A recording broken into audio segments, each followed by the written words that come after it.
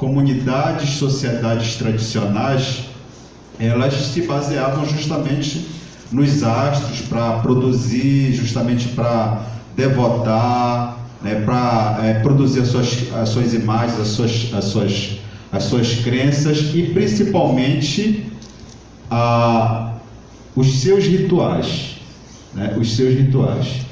Então o cosmo, a natureza, ele era de certa forma uma abertura para estes rituais, né?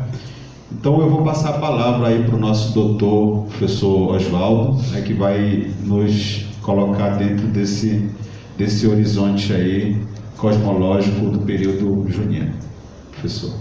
Obrigado. E viva São Pedro! Viva! Viva São Pedro! Viva! Muito bem. Pessoal, eu quero manifestar aqui meu profundo agradecimento pela presença de vocês e por estar aqui na presença da professora Hélia, do professor Miguel, que a professora Hélia, eu tive a felicidade de ouvi-la no rádio, um dia que a senhora estava dando uma entrevista, acho que era Rádio Guarani, lembra? Eu ouvi todo o seu programa que a senhora estava contando as histórias e tal, e hoje o professor Miguel me trouxe uma informação que para mim é muito importante, que é assim: quando os meus filhos eram pequenos, bem pequeninos mesmo, de colo, eu cantava para eles, eu cantava aquela música do Papete, Boi da Lua, e para o outro eu cantava o Boi Bumbá do Valdemar Henrique. E aí agora eu fui entender por que ele diz assim: bumba meu pai do campo, bumba meu boi bumbá, porque ele faz uma referência ao pai do campo, que é o grupo, que depois virou Flor de Lis, não é isso? Não. Qual era o grupo mesmo? Flor do Campo. Passou de pai do campo para Flor do Campo. Essas coisas são muito legais a gente ir descobrindo assim. Bom, pessoal, eu trouxe aqui uma apresentação para vocês, muito breve, com alguns elementos da astronomia e que eu queria que não ficasse naquela coisa assim de a nossa visão científica desse momento de discussão.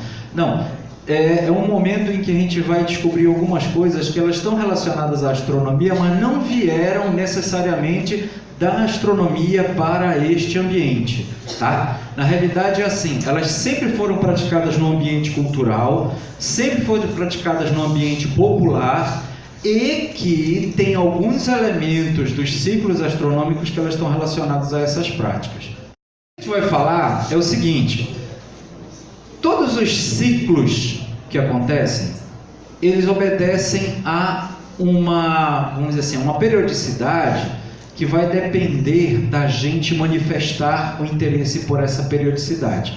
Uma das coisas que nós temos na nossa sociedade que nós somos descendentes de europeus, é a construção de calendários. E os nossos calendários, eles são baseados em ações agrícolas, a maior parte deles. Por isso é tão importante para a gente as estações do ano. Então eu trouxe aqui para vocês uma visão de 4 períodos que são conhecidos pela gente, que as estações. São as estações. Vocês lembram quais são? Digam aí já.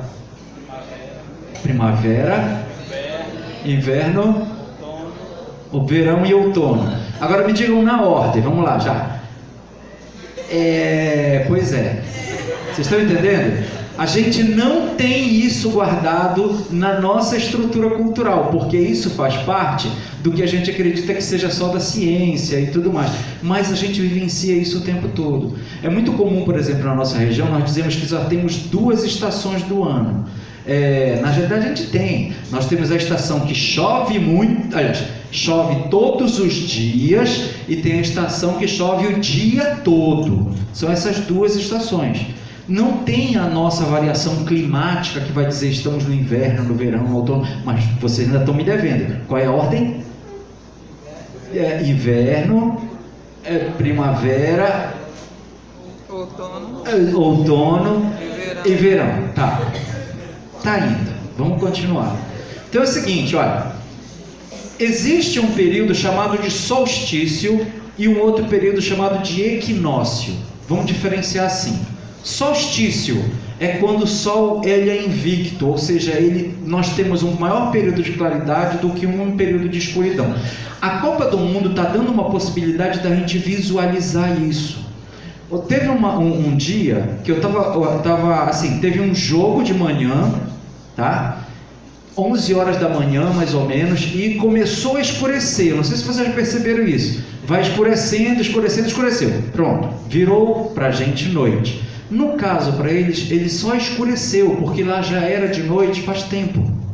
Então, das 7 horas da noite, das 8 horas da noite, das 9 horas da noite, está claro ainda, está assim como está agora. Por quê? Porque o Sol ainda permanece no horizonte. Depois que o Sol some do horizonte, vem a noite. Agora, eu continuei vendo televisão, eu estava trabalhando e vendo televisão, e de repente teve um programa lá, eram umas 9 horas da noite aqui, e começou a amanhecer em Moscou. E aí eu percebi, é a primeira vez que eu vi que num dia eu consegui ver um programa mostrar que anoiteceu no lugar e nesse mesmo lugar depois ficou claro. Então, quer dizer, o período de escuridão era muito curto mesmo. Que, por exemplo, assim, de 11 horas da manhã até 9 horas da noite, lá virou a madrugada, escureceu, clareou, amanheceu e ficou claro o dia. Então é uma coisa que a gente tem que entender. Nós temos 2 períodos no ano que eles são significativos. Claro que ele acontece assim. Nós temos o solstício e temos o equinócio. Solstício, quando o dia e a noite são diferentes, tá? Tem mais claridade do que escuridão, tá ok? Equinócio, quando a claridade e a escuridão são em mesma quantidade de tempo. Deu para entender isso? Tá claro? Então nós temos 2 solstícios, no verão e no inverno, tá ok? Certo? Só tem um detalhe, é impróprio a gente dizer assim, solstício de inverno, porque no inverno é escuridão. Então, nós temos um hemisfério norte e um hemisfério sul. Para o hemisfério norte é solstício de verão. O que está acontecendo aqui no sul? Inverno. Aqui é solstício de verão. O que está acontecendo no norte? Inverno. Entenderam? Aonde é verão, no outro lado, claro, é inverno. Equinócio é na primavera e no outono, tá ok? Então lembrando, primavera e outono é equinócio, verão e inverno é, tá ok isso? Beleza, então para a gente entender isso de uma maneira bem didática, vai esquentar e vai esfriar. Quando vai esquentando, a gente passa do outono para o verão, ok? Sim ou não? Sim. Perdão, não, estou errado. É do outono para o inverno, vai esfriando. Da primavera para o verão, vai esquentando, tá ok? Sim ou não? Muito bem, vocês estão dizendo sim, então tudo bem. Aí o que acontece? Esses ciclos, eles se espalham por todas as nossas atividades. Então, por exemplo, nós temos ali um ciclo muito simples. Amanhece, a gente toma café, meio-dia a gente almoça, à noite a gente vai jantar. Esses ciclos, eles estão presentes no nosso dia a dia e as nossas atividades são muito intensamente reguladas por isso. Se dá meio-dia você não almoça, você diz assim, não quero mais comer porque passou a minha fome. Vocês já perceberam que tem gente que faz isso? Eu não, a hora que der para comer eu vou e como. Tem os ciclos escolares, por exemplo. Vocês já perceberam que a gente marca, por exemplo, 6 meses de aula? Na realidade a gente tem 4, mas a gente diz que teve o primeiro semestre, o segundo semestre.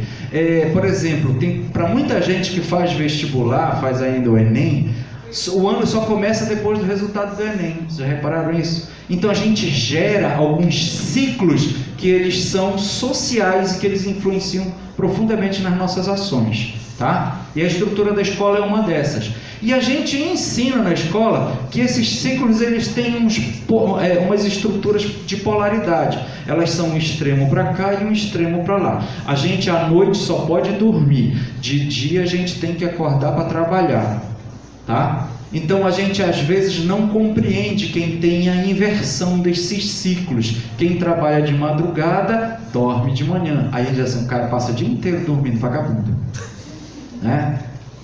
Bom, mas o principal elemento que vai gerar esses nossos ciclos, que vai ser norteador dos nossos ciclos, é o Sol, tá?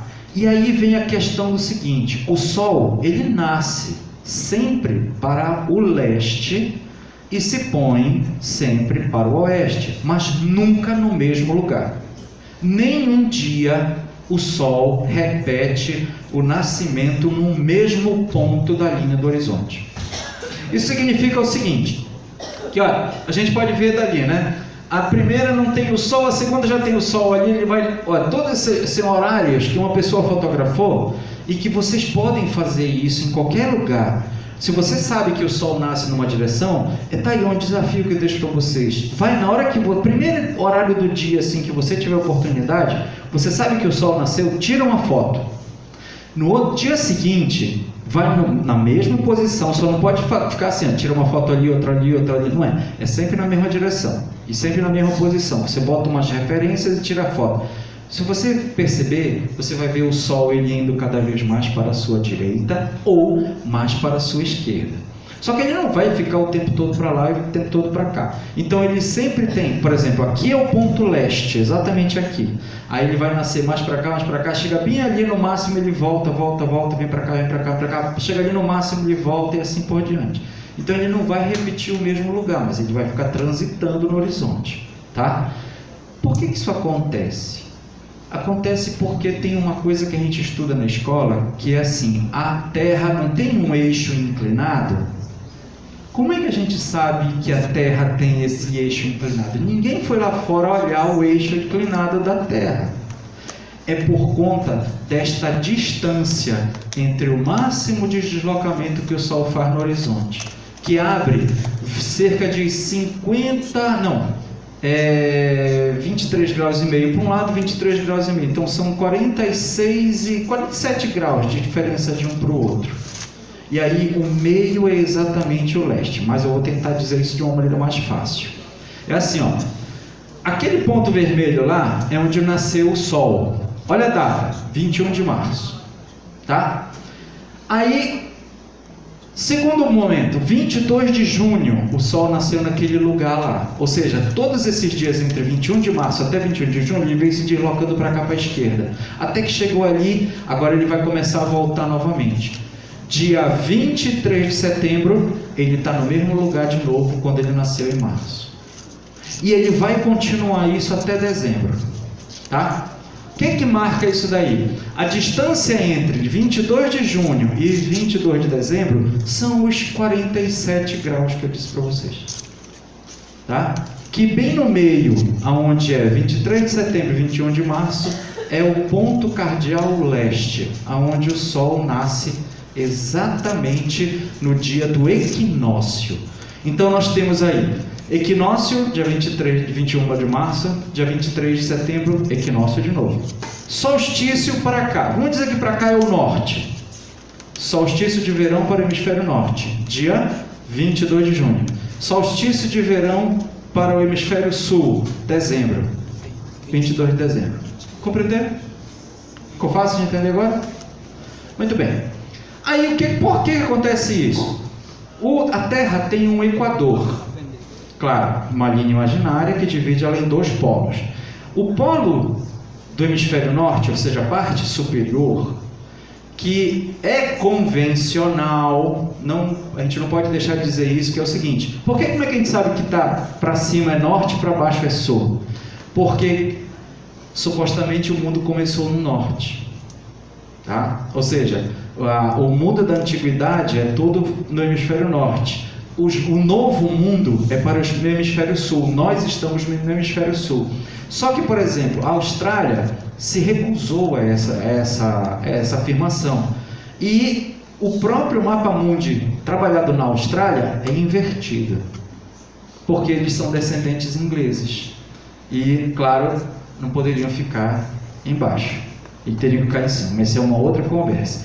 Então, para esse hemisfério norte, dia 21 de março, primavera, vocês vão lembrar, Jesus, quando entra em Jerusalém, tem a festa de Ramos. Não era só a saudação à entrada de Jesus, era o início da primavera naquele hemisfério, tá? Verão, dia 22 de junho. Outono, 23 de setembro. Inverno, 22 de dezembro. Evidentemente que se muda o hemisfério, mudam as referências de estação. Outono, dia 21 de março. Inverno, dia 22 de junho. Primavera, 23 de setembro. E verão, dia 22 de dezembro. Ok? No nosso caso, nós estamos no hemisfério sul. Então, nós temos essa referência de que o equinócio para a gente é outono, em março. O solstício é de inverno, em junho. O equinócio é de primavera, em setembro. E o solstício, em dezembro, que é o verão para o hemisfério sul. Ok? Muito bem. Voltamos aqui. 21 e 22 de março, equinócio de primavera. Aí continua o movimento de translação da Terra em torno do Sol. 21 e 22 de junho. Então nós temos, olha, mais próximo do início do ano, março, começamos com o equinócio de primavera para o hemisfério norte e o equinócio de outono para o hemisfério sul. Depois, a seguinte, verão para o hemisfério norte, inverno para o hemisfério sul, equinócio para o hemisfério norte e primavera para o hemisfério sul, e dezembro, inverno para o hemisfério norte e verão para o hemisfério sul. Se vocês tomarem como referência, Papai Noel, ele é do mês de dezembro. Papai Noel vai para a praia, para o carnaval, ou ele fica na neve? Pois é, então é hemisfério norte ou sul? Norte, tá? E as nossas referências culturais trazem isso de uma maneira modificada. Muito bem, mas agora só para ilustrar. Por que existem as estações do ano? Porque existe uma inclinação no eixo, na relação ao equador da Terra e o equador do Sol. Se o equador da Terra e o equador do Sol estivessem no mesmo alinhamento, nós não teríamos estações do ano. Bom, vou passar aqui para o calendário lunar que a gente já está vendo ali, que dá para a gente falar. É o seguinte, outra estrutura de utilização, outro elemento de utilização da composição dos ciclos é o calendário lunar. E hoje o calendário lunar ele tem uma importância muito grande na nossa estrutura social. Vocês sabem qual é a lua de hoje? Cheia. Muito bem. Porque nós estamos no segundo dia da lua cheia. Tá? Daqui. Nós estamos no segundo dia da lua cheia. Hoje, dia 29. A lua cheia começou aqui no dia 28. Ontem, eu acho que cheia mesmo, ela está por volta de 5h30 da tarde, mais ou menos assim. Aí já escureceu. Então, esse ciclo da Lua é um dos ciclos que também faz parte, por exemplo, dos calendários dos signos, tá? E aí, como eu perdi um pouco de tempo ali, eu vou já falar da seguinte situação. E os santos, tá? Quais são os ciclos que os santos fazem parte? Os ciclos fazem parte dos ciclos ciclos agrícolas, tá? Então vejam bem, na estrutura natural das culturas, cada tipo de plantio tem o seu ritmo e tem o seu tempo de crescimento para que ele seja evidentemente colhido, e tem que se obedecer o ciclo das águas nesse processo, tá? Então nós temos um ciclo natural relacionado ao plantio que desenvolve, as práticas desenvolvidas de plantio, elas tratam de um tempo anterior ao tempo das chuvas. E quando as chuvas elas são efetivadas, aí, claro, tem como dizer assim, o solo já está em condições para ele proporcionar a germinação. E assim vai. Então, peraí, nessa situação dos ciclos, vem a seguinte questão. as estruturas climáticas elas vão se modificando em função dos ciclos da água. Nós temos a primavera, o verão, o outono, o inverno conhecidos, mas no nosso hemisfério nós temos o que a gente chama de 2 estações. Por conta do seguinte, a movimentação das massas polares do sul para o norte, quando elas passam pela nossa região, o que acontece? Chuva, chuva, chuva, chuva, chuva, chuva, chuva. Aí elas se estabilizam. Quando elas se estabilizam, é inverno num hemisfério, verão no outro. Aí elas vão começar um período de migração novamente. Elas passam pela nossa região e chuva, chuva, chuva, chuva, chuva, chuva, chuva, chuva. Então nós temos 2 grandes períodos de chuva e 2 grandes períodos de estiagem. Tá ok? Muito bem, nessa situação nós temos um verão com poucas chuvas ou um inverno com muitas chuvas. Aí é que entra a situação da agricultura com os santos. Outono para o inverno, quando está esfriando, são períodos de muita chuva, então acontece o plantio. Primavera para verão, está esquentando, são dias com poucas chuvas, começa o período de colheita. E aí, a gente já falou disso daqui, eu queria falar logo desse daqui. 9 de março, que é muito próximo do período quando acontece a estação do outono, dia 19 de março, nós temos o pedido para São José, para que ele traga chuvas, certo? E isso é muito frequente no Nordeste. Quando eu estava estudando no Nordeste, eu percebi isso, que eu já tinha isso levantando o calendário agrícola, e fui lá e percebi mesmo, que é assim, quando chove no dia 19 de março, dia de São José, se chove de manhã, ou de tarde, ou de noite, o que vai acontecer é um fenômeno chamado de seca verde, ou seja, tem uma chuva, mas ela é muito pouca para a produção agrícola. Aí você vê uma vegetação verde, mas ela está com baixa quantidade de água, então ela não vai produzir o suficiente. É seca verde. Se não chove de manhã, não chove de tarde, não chove de noite, é seca braba, não tem água, todo mundo vai ter uma penúria muito grande, tá? Mas se chove de manhã, de tarde e de noite, então a produção vai ser grande, vai ter muita quantidade de água. Mas por quê? Porque nesse período é um período decisivo, o período do outono, quando as águas elas devem vir, mas se a migração das massas polares não acontecer, isso não tem um bom resultado, tá? E a gente pede então com esperança para São José. Mas quando chega, ou seja, a gente pede muita chuva para São José. Quando chega o período de colheita, a quem a gente agradece? São João.